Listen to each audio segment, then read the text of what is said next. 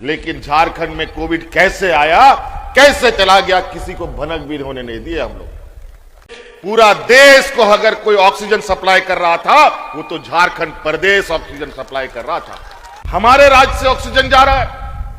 पता चला अचानक केंद्र सरकार ने पूरा ऑक्सीजन फैक्ट्री पे कब्जा कर लिया। हमारे कुछ हॉस्पिटलों में ऑक्सीजन की कमी होने लगी तो कागज पत्र मांगने लगा। हमने तुरंत दिल्ली में बात किया कि क्या बात है, हमारे अस्पतालों में ऑक्सीजन नहीं जा रहा है। तो नहीं, केंद्र सरकार ने रोक लगा दिया। तो हमने भी कहा तब केंद्र सरकार का भी रोक दो, यहां से कोई गैस नहीं जाएगा, पहले झारखंड को जाएगा तभी किसी राज्य को जाएगा। ना बिहार, ना यूपी, ना बंगाल, कोई नहीं। पहला हम लोग के साथ जिंदाबाद है, अपने जिंदाबाद, माननीय मुख्यमंत्री जी से जिंदाबाद, उन्हें मन पर हमारे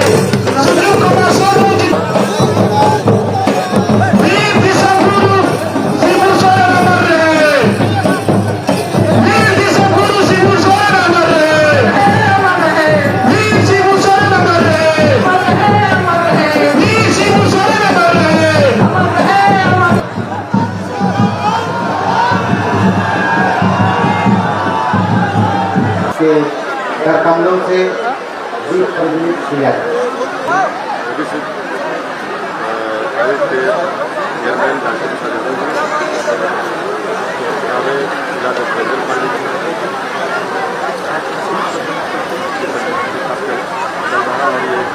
हमारे मंच पर उपस्थित श्री का स्वागत करें। नहीं,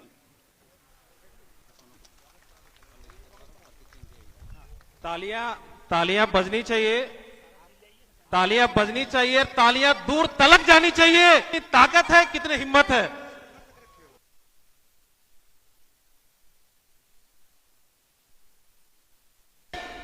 और हमारे बीच हमारे जिलाध्यक्ष साहस हो रहा है, तो ये हमारे माला पहना के स्वागत किया जा रहा है।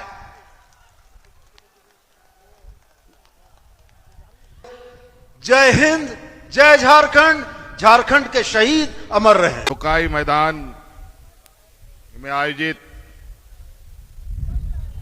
सदस्यता ग्रहण समारोह में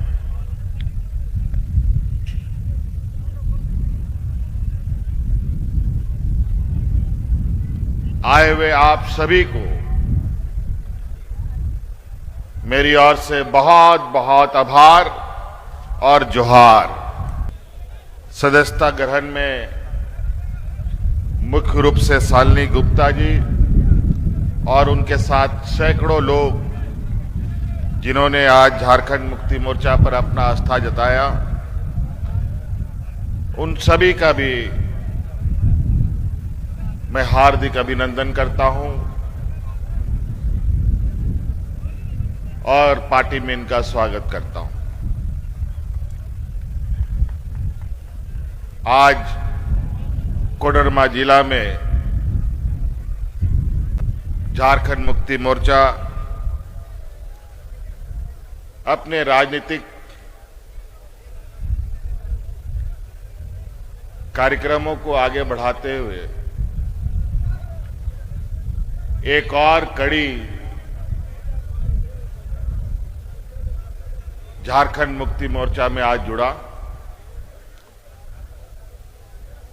और वो कड़ी है शालिनी गुप्ता जी और यहां उपस्थित सैकड़ों महिलाएं, नौजवान, बड़े बुजुर्ग।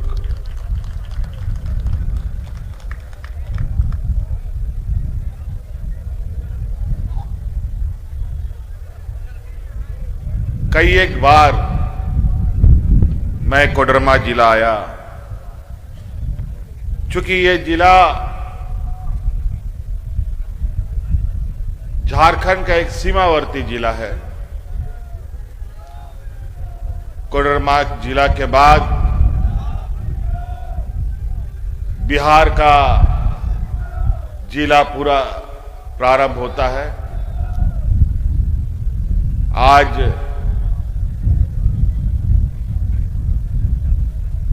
एक लंबे समय के बाद हम सब लोगों का एक अलग अपना राज्य बना। 25वां साल का ये झारखंड प्रदेश आज चूंकि झारखंड प्रदेश एकीकृत बिहार में एक कोने में बसता था, तो बिहार में चलाने वाले सत्ता की नजरें बहुत कम पड़ती थी और नतीजा झारखंड प्रदेश कई मायनों में पिछड़ा सा रहता था।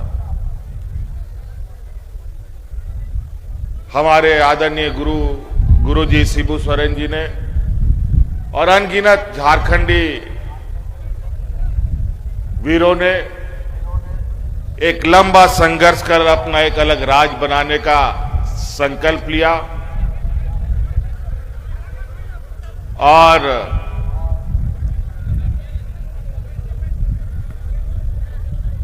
अलग राज्य का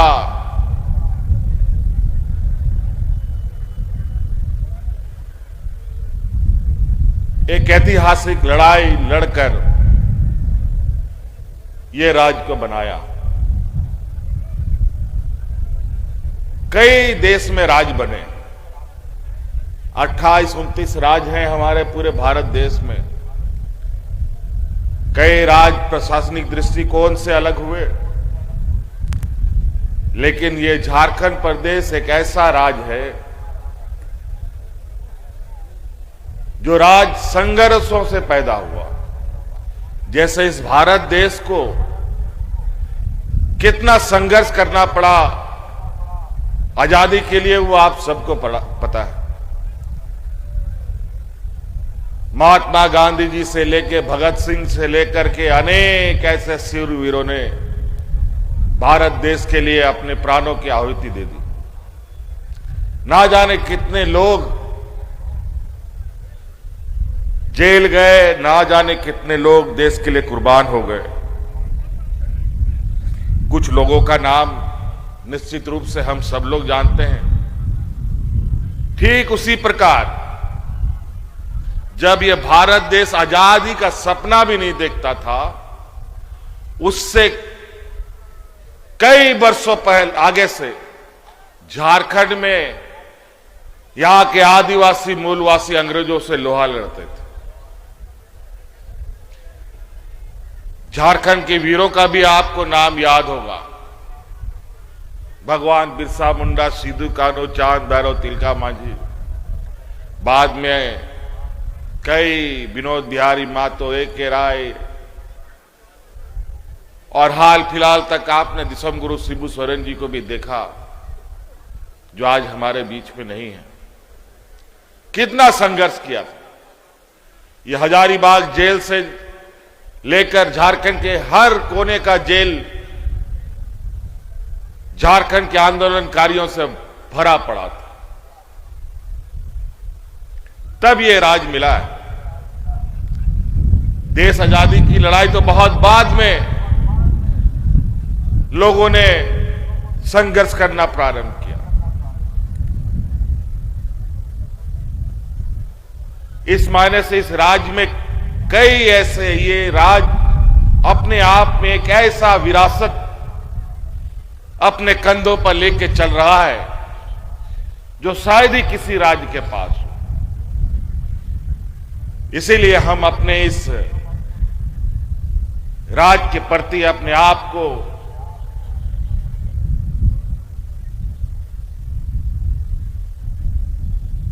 इतना फक्र महसूस करते हैं कि हम ऐसे लोगों के वंशज हैं, ऐसे वीर भूमि में हमारा जन्म है जहां अनगिनत लोगों ने जन्म लिया। यहां के आदिवासी, यहां के मूलवासी, यहां के किसान, दलित, पिछड़ा, कमजोर लोगों की हक अधिकार की लड़ाई के लिए, यहां के जल जंगल जमीन की रक्षा की लड़ाई के लिए अपने को कुर्बान कर दिया।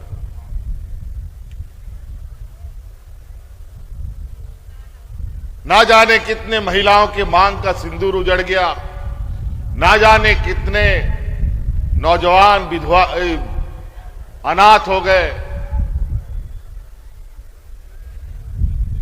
तब जाकर के ये राज मिला। और ये प्रदेश देश का एक ऐसा क्षेत्र रहा है जिसने सदियों से अंग्रेजों से लेके आज तक सिर्फ देने का ही काम किया।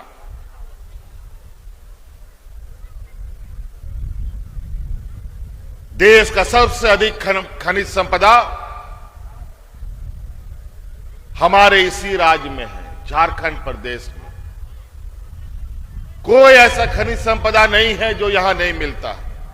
आपका कोडरमा जिला में भी अभ्रक का एक बहुत बड़ा डिपॉजिट और खनिज संपदा के रूप में यहां पाया जाता है, और वो इतना बेशकीमती है कि उसका सही तरीके से खनन कार्य हो तो कोडरमा का जिला का लोग पेट पालने के लिए दूसरे राज्यों में मजदूरी करने के लिए जाने की जरूरत नहीं पड़ती। हमारा गांव देहात इतना गरीब गुरुआ नहीं होता।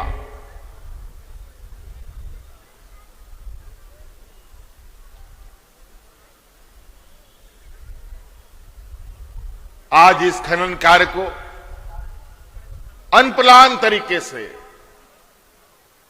यहां पर उसका कार्य होता है, और बड़ा दुख की बात है। और आज इस कोडरमा जिले में सबसे अधिक बाल मजदूर इन्हीं कार्यों में संलिप्त हैं। कई एनजीओ बाल मजदूरों को बचाने में लगी है।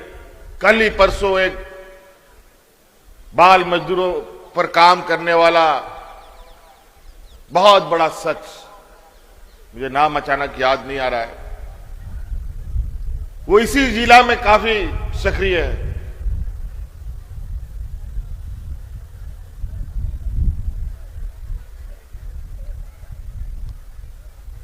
तो कई ऐसी चीजें हैं जहां हमको आज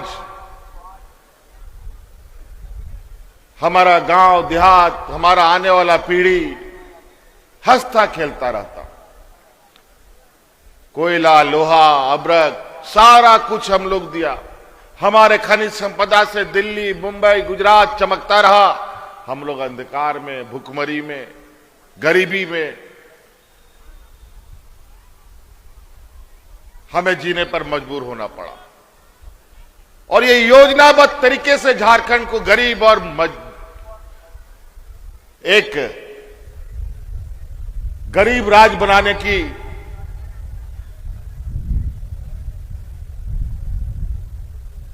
काम को अंजाम दिया गया। ऐसा नहीं था। देश आजाद होने के बाद यहां कारखाने, उद्योग लगे, लेकिन दुर्भाग्य से उसका लाभ हमारे झारखंडी भाइयों को नहीं मिला। क्यों? आप लोग कभी सोचते हैं क्यों झारखंड गरीब है? वो इसलिए गरीब है कि और राज्यों को आगे बढ़ाना है, दिल्ली, मुंबई, गुजरात को आगे बढ़ाना है, तो वहां सड़कें बनेंगी, बिल्डिंग बनेगा, फैक्ट्री चलेगा, तो उसको चलाएगा कौन? सड़क बनाएगा कौन? वहां नाली बनाएगा कौन? बिल्डिंग बनाएगा कौन? उसके लिए तो मजदूर चाहिए। इसीलिए झारखंड, बिहार को लोगों ने मजदूर बना के छोड़ दिया।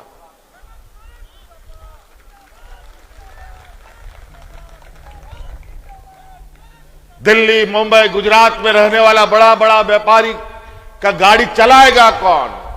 उसके घर में बर्तन मांजेगा कौन? इसीलिए झारखंड, बिहार को मजदूर बनाया गया।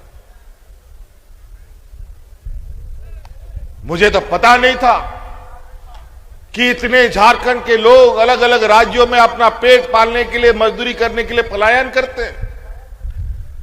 ये तो कोरोना, कोविड आया, देश में लॉकडाउन हुआ, तब पता चला कि इतनी बड़ी संख्या हमारी झारखंड की बाहर जाती है। महिला पुरुष सभी, और इधर कोडरमा गिरिडीह से तो भरे पड़े हुए।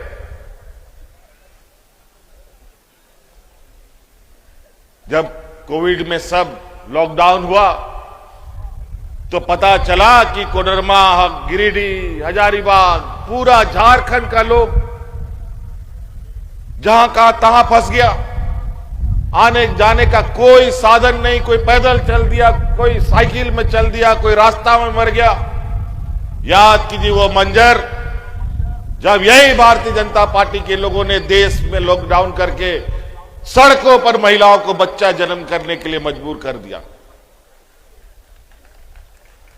और याद कीजिए वो दिन, किसी राज्य का आपका भाई, आपका ये नौजवान दोस्त बेटा पहला देश में है जो अपने मजदूरों को हवाई जहाज से ढो करके आपके घरों में पहुंचाने का काम करता है।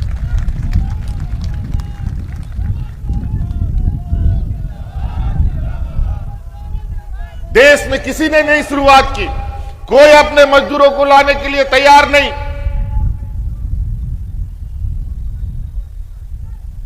ना बिहार, ना यूपी, ना बंगाल, कोई नहीं। पहला हम लोग हैं। हम मजदूरों को क्या ढोएंगे? हमको तो लगता था कि हम कोरोना ढो रहे हैं, लेकिन हमें पूर्ण विश्वास था कि हम अपने मजदूरों को सुरक्षित रखेंगे, अपने भाइयों को घर तक पहुंचाएंगे। यह संकल्प के साथ हवाई जहाज, ट्रेन, बस सबसे बुलाने का काम किया। और आपको तो पता है, अगल बगल राज्य में कोविड में लोग ऐसा मरे, लेकिन जानवर मरता हो, कोई बीमारी फैलता है तो मुर्गी सब जैसा मरता है, सब खत्म, वैसे ही लोग मर रहा था। उनको जलाने के लिए लकड़ी खत्म, दफनाने के लिए मिट्टी खत्म हो गया। उन लोग नदी में, मैदान में फेंक देता था अपने परिजनों का लाश। लेकिन झारखंड में कोविड कैसे आया, कैसे चला गया, किसी को भनक भी होने नहीं दिए हम लोग। और उस समय भी याद कीजिए, पूरा देश को अगर कोई ऑक्सीजन सप्लाई कर रहा था, वो तो झारखंड प्रदेश ऑक्सीजन सप्लाई कर रहा था।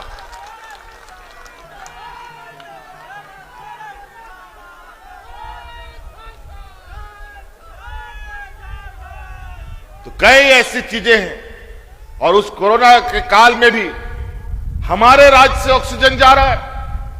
पता चला अचानक केंद्र सरकार ने पूरा ऑक्सीजन फैक्ट्री पे कब्जा कर लिया।